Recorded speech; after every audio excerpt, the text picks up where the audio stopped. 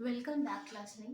तो इससे previous chapter जो मैंने आपका कवर किया था दैट वाज चैप्टर 1, जिसमें मैंने आपको मैटर के बारे में बताया था that how does matter exist in our surroundings, in which stage does it exist, ये स्टेज आपस में इंटरकन्वर्टेबल क्या होती है, कौन से फैक्टर्स हैं जो इन स्टेट्स का इंटर कन्वर्जन कंट्रोल करती हैं।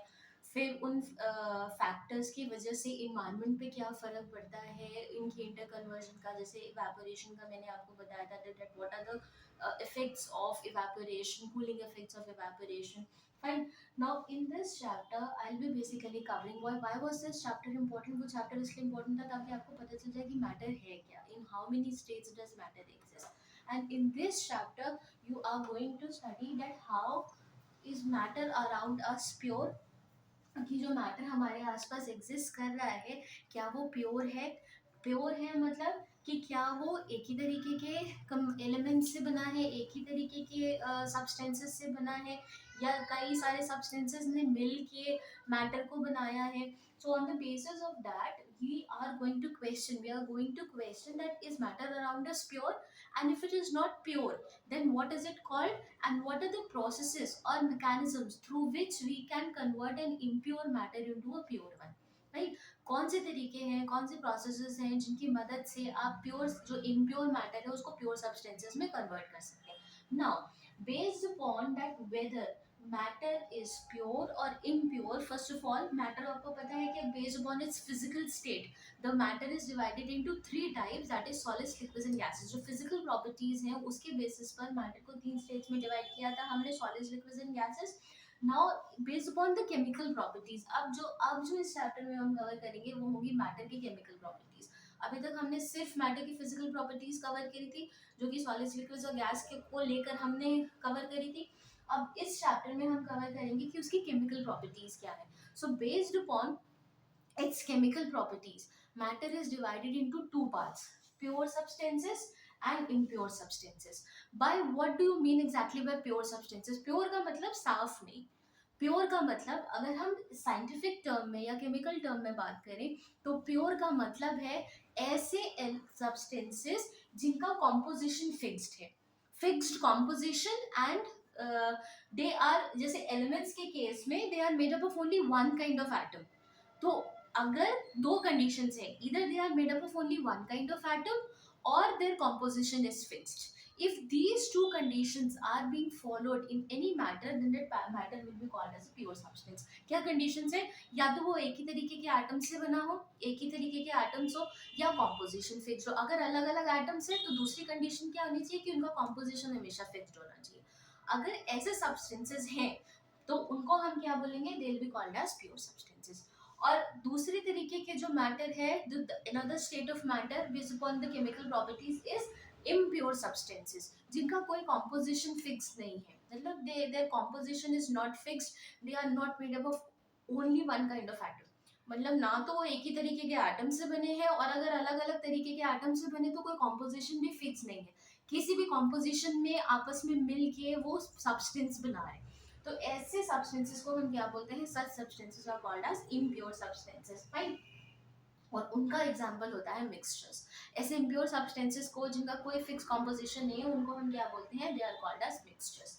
और जो प्योर सब्सटेंसेस होते हैं जिनका फिक्स कॉम्पोजिशन है, they are called as elements.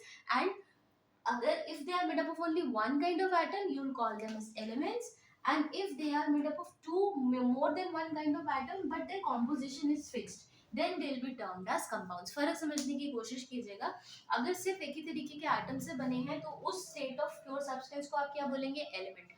लेकिन अगर एलिमेंट्स एक से ज़्यादा एटम से बना है, एक से ज़्यादा एलिमेंट्स को कंबाइन करके अगर कोई सब्सटेंस बना है, लेकिन उसका प्रोपोर्शन फिक्स है, मतलब जिस प्रोपोर्शन में वो कंबाइन हो रहे हैं एक दूसरे से वो हमेशा कांस्टेंट रहेगा, what ever be the source. आप चाहे उस एलिमेंट को कहीं से भी सोर्स, किसी भी सोर्स से उठा के लाइए, अगर उस पर्टिकुलर कंपाउंड में जो एलिमेंट्स हैं वो हमेशा फिक्स्ड हैं, वो हमेशा फिक्स प्रोपोर्शन में कंबाइन हो रहे हैं, तो आप ऐसे सब्सटेंस को क्या बोलेंगे, कंपाउंड। और mixtures are what, basically mixtures are दो state of matter which do not have any fixed composition, they are made up of more than one element। वो एक से ज़्यादा एलिमेंट के बने हुए हैं लेकिन किसी फिक्स प्रोपोर्शन में नहीं है, कोई फिक्स प्रोपोर्शन नहीं है, आप किसी भी फिक्स प्रोपोर्शन में उनको मिक्स कर दीजिए वो मिक्सचर बन जाएंगे। Fine. So depending further distribution, इसके आगे अगर हम इनको डिवाइड करें तो elements are further divided into metals, non metals and metalloids. Compounds का कोई डिवीजन नहीं है, but elements are divided into metals, non metals and metalloids. और मिक्सचर्स जो होते हैं वो डिवाइडेड होते हैं आपके होमोजेनस एंड हेट्रोजेनस मिक्सचर्स। अब जैसे जैसे हम चैप्टर में आगे बढ़ेंगे हम धीरे धीरे वन बाय वन इन पॉइंट्स को कवर करते रहेंगे, but what I basically want to cover today is elements.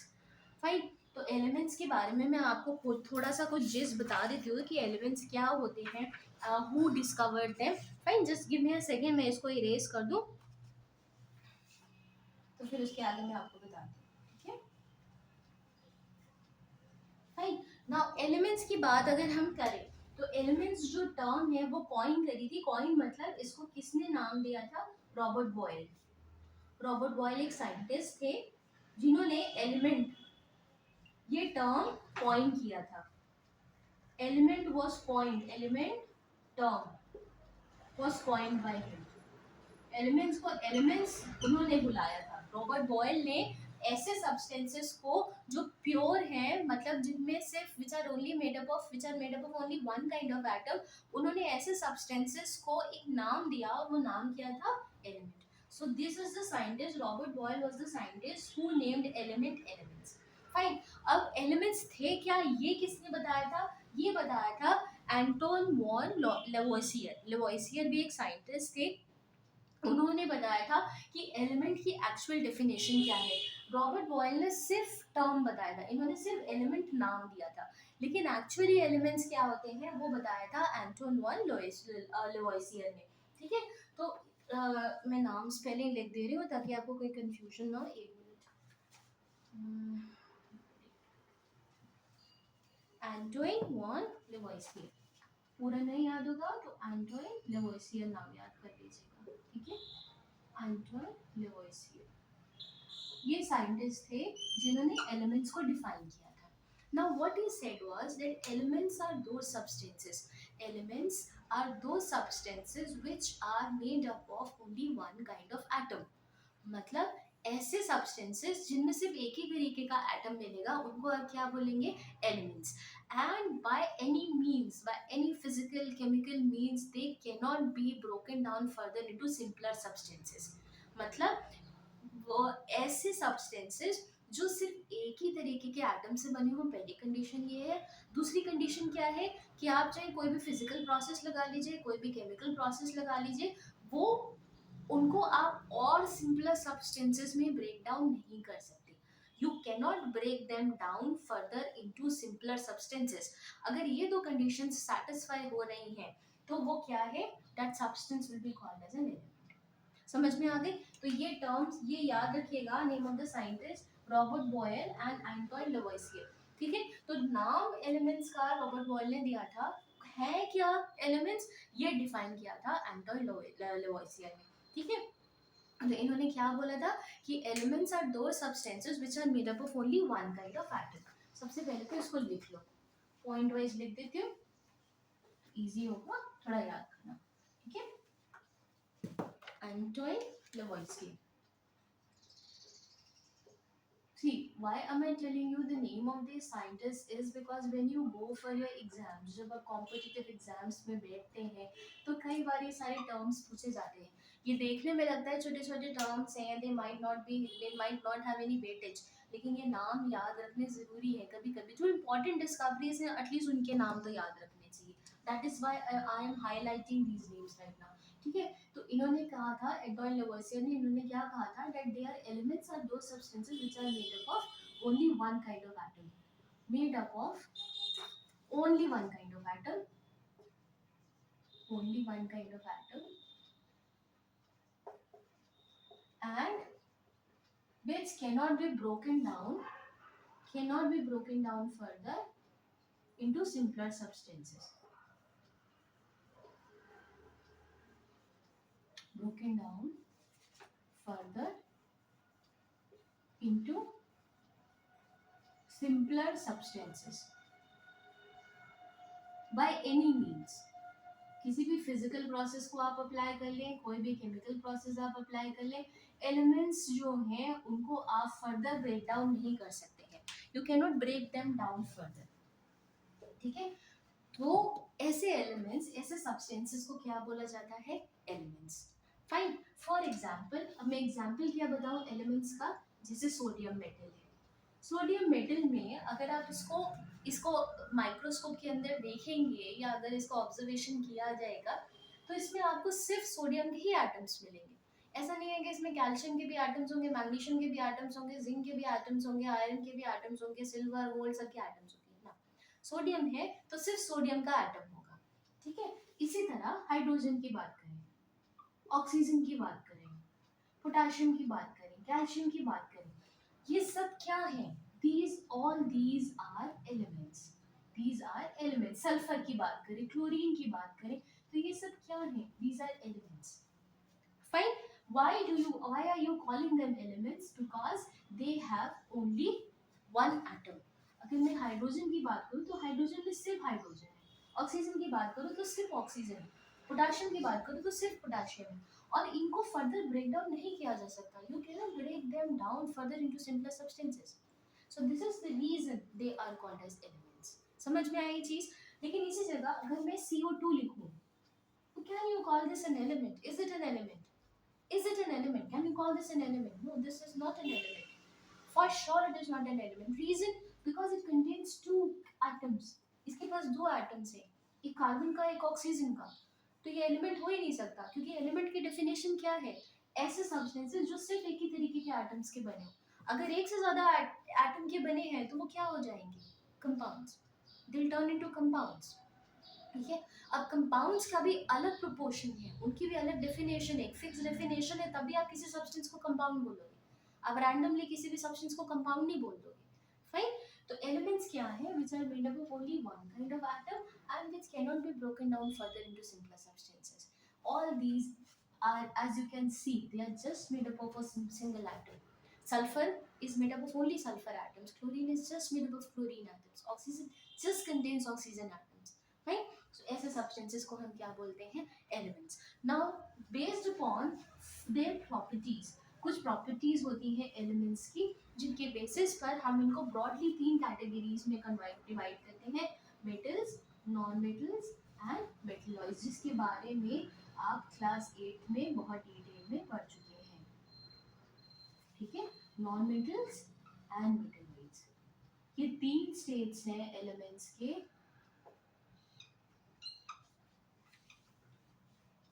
ठीक है, जिनमें एलिमेंट फर्दर डिवाइड किया जाता है, metals, non metals and metalloids. If you want that I should go into detail of metals, non metals and metalloids, मैं आपको इनकी properties फिर से एक्सप्लेन कर दूं, please do right in the comment section, मैं आपको इनकी प्रॉपर्टीज फिर से एक्सप्लेन कर दूंगी।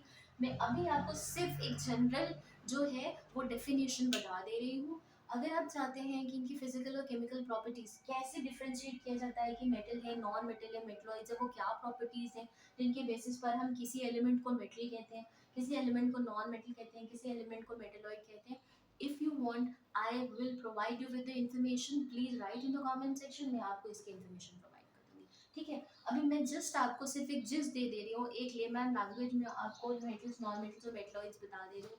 Metals are those which have high compressibility, they mostly exist in solid state, ज़्यादातर मेटल सॉलिड स्टेट में एग्जिस्ट करते हैं।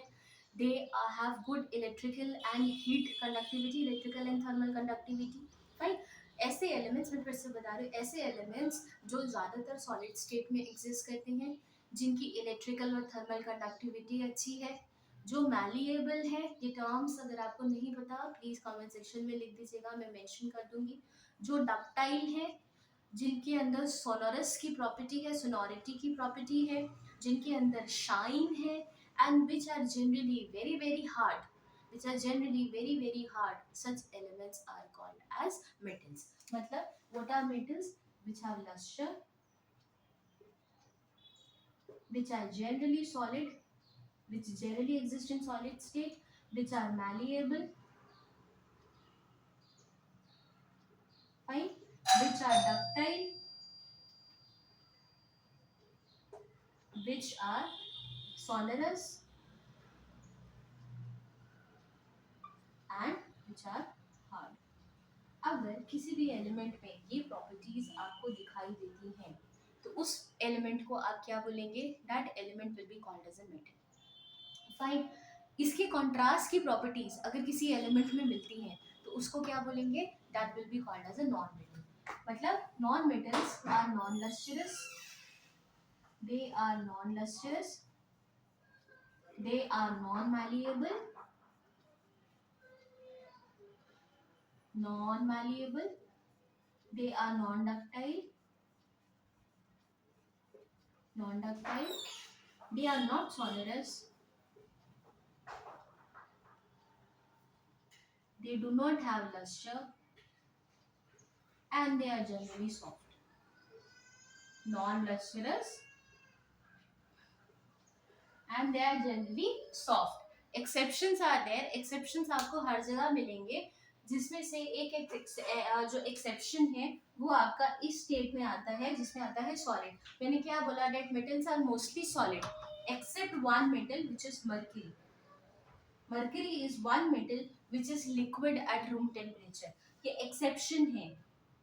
This is the only metal which is liquid which exist in liquid state at room temperature. बाकी सारे metals जो होते हैं वो सॉलिड स्टेट में मिलेंगे, और बाकी सारे मेटल्स जो है malleable, ductile, sonorous, hard, duster, इन सब में होता है। इन प्रॉपर्टीज में से अगर कोई भी टर्म आपको नहीं मालूम है, आप भूल गए हैं, you want me to repeat it for you class 9, please write in the comment section, क्योंकि ये फिर आपको क्लास 10th में मिलेगा। ये यहाँ पे सिर्फ इतना इतना है, ये क्लास 10th में फिर से आप पढ़ेंगे, वहाँ पे कंफ्यूज होने से अच्छा है वहाँ पे फिर से उन टर्म्स को रिवाइज करने से अच्छा है अभी रिवाइज करके खत्म करिए। ठीक है, तो अगर कोई भी टर्म्स आपको नहीं याद है तो please write in the comment section, मैं वो टर्म्स आपको एक बार फिर से एक्सप्लेन कर दूंगी। I am just explaining you the basic concept based on this fact कि आप ये पढ़ चुके हैं तो आपको पता होगा, नहीं पता है तो प्लीज पूछ लीजिएगा। फाइन। तो ये सारी प्रॉपर्टीज अगर किसी एलिमेंट में है उसको क्या बोलेंगे? Non metal. अब इस हार्ड में मैंने आपको क्या बताया? That they are generally solid, जिसमें से एक एक्सेप्शन है liquid mercury, and they are generally, जो नॉन मेटल्स होते हैं दे आर जनरली सॉफ्ट। इसमें भी एक्सेप्शन है, एक्सेप्ट दो एग्जांपल्स आपको बता रही हूँ। दो नॉन मेटल्स हैं जो कि बहुत बहुत हार्ड है and they are known to be the hardest substances known, graphite and diamond. Diamond is the hardest substance known so far. अगर बात की जाए, कभी क्वेश्चन आता है विच इज द सब्सटेंस और which is the element which is hardest substance known so far, it is diamond. Fine. so diamond is known to be the hardest substance. Fine. तो ये आपके दो एक्सेप्शंस हैं। Non metal soft होते हैं, सिर्फ graphite और डायमंड जो है वो बहुत बहुत हार्ड है। ये बहुत बेसिक, जिस छोटे छोटे एग्जाम्पल्स मैं आपको बता रही हूँ इसको आप नोट डाउन करते रहिए। आप जब भी एग्जाम्स के लिए बैठेंगे, एक जनरल साइंस में पूछते हैं क्वेश्चंस, सो ये छोटी छोटी चीज़ें हैं, लिखते रहिए, कहीं ना कहीं दिल हेल्प यू लेटर। अभी लगता है नॉन रेलिवेंट है, अभी लगता है नॉन इम्पॉर्टेंट है, बट ये आगे आपको हेल्प करेंगे। फाइन। और तीसरे जो होते हैं वो क्या है? Metalloids. Metalloids are those state of elements. Metalloids are those state of elements which exist between metals and non-metals. मतलब ये वो ना तो पूरी तरह मेटल की ही प्रॉपर्टी शो करते हैं, ना पूरी तरह नॉन मेटल की प्रॉपर्टी शो करते हैं, उसके बीच में है, कहीं इंटरमीडिएट है, मीडियरी है। राइट। तो वो पूरी तरह ना तो मेटल्स है ना नॉन मेटल्स है, या आप ये इस तरह भी बोल सकते हैं which exhibit the property of both metals and non metals. कुछ प्रॉपर्टीज मेटल्स की शो करते हैं, कुछ प्रॉपर्टीज नॉन मेटल्स की शो करते हैं, उनको हम बोलते हैं मेटलॉइड्स। इसके एग्जांपल है सिलिकॉन, सिलिकॉन है, आपका ब्रोमीन है, ये सारे एग्जांपल्स जो है ये मेटलॉइड्स की तरह काम करते हैं। Fine. Silicon is basically a very very common example of metalloids. समझ में आ गया? तो ये तीन फर्दर डिविजन्स हैं एलिमेंट्स के based upon their properties. These are their physical properties. ठीक है, ये डिवीजन जो किए गए हैं ये फिजिकल प्रॉपर्टीज के बेसिस पर किए गए हैं, और केमिकल प्रॉपर्टीज के बेसिस पर भी मेटल्स और नॉन मेटल्स में डिफरेंशिएशन होता है depending upon their reactivity towards oxygen, towards water, towards acids, towards basis. ये सारे डिफरेंसेस जो है वो केमिकल डिफरेंसेस आते हैं और ये फिजिकल डिफरेंसेस है। ठीक है, तो अभी भी अगर आपको कहीं कोई टर्म इसमें नहीं आता है, you want me to explain it, I will explain it to you. And I think कि आपको जहाँ से यहाँ से जो इम्पोर्टेंट पॉइंट्स आपको उठाने होंगे आपने उठा लिए होंगे, प्लीज़ नोट देम डाउन। ये छोटी छोटी चीज़ें मैं दोबारा बोल रही हूँ, ये टर्म्स हैं, ये साइंटिस्ट के नेम्स हैं, ये छोटी छोटी चीज़ें हैं जो कहीं ना कहीं किसी ना किसी फॉर्म में एग्जाम में आ जाती हैं। So try to make a note of them, try to write them somewhere, ताकि आपको आगे क्राम ना करना पड़े, आपको याद रहे, बाय हार्ट याद रहे कि हाँ ये है, ये है, ये ऐसे एग्जाम्पल्स हैं। Fine, okay, fine, with this I end with this video. Thanks for watching.